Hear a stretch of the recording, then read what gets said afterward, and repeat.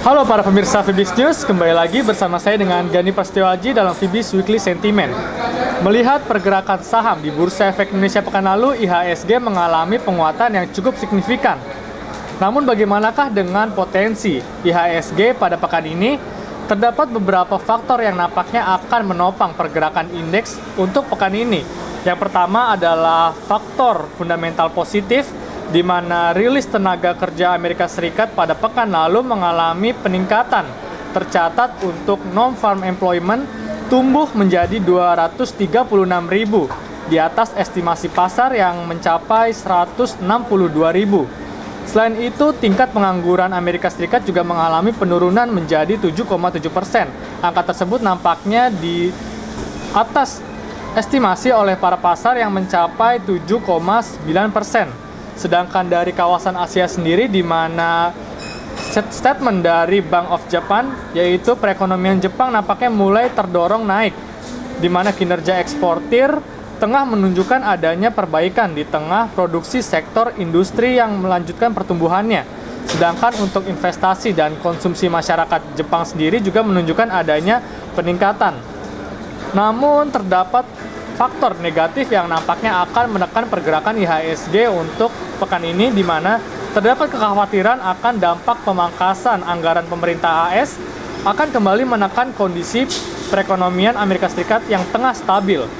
Selain itu, belum adanya langkah konkret yang dilakukan oleh petinggi Eropa mengenai krisis keuangan setelah membuat kebijakan menahan tingkat suku bunga acuan di level terendah 0,75%.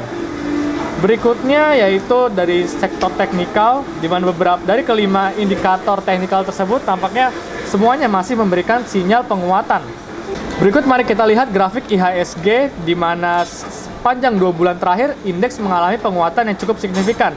Berdasarkan indikator Fibonacci bahwa tren telah menembus garis resistennya di level 4.820, sehingga saat ini diperkirakan IHSG masih akan menguat ke resisten berikutnya di level 4.950 hingga level 5.000. Dapat dilihat beberapa indikator walaupun sudah berada pada titik jenuh beli, nampaknya tren masih memberikan sinyal penguatan. Sehingga secara garis besar pada pekan ini IHSG secara fundamental masih berada pada lingkup yang bullish.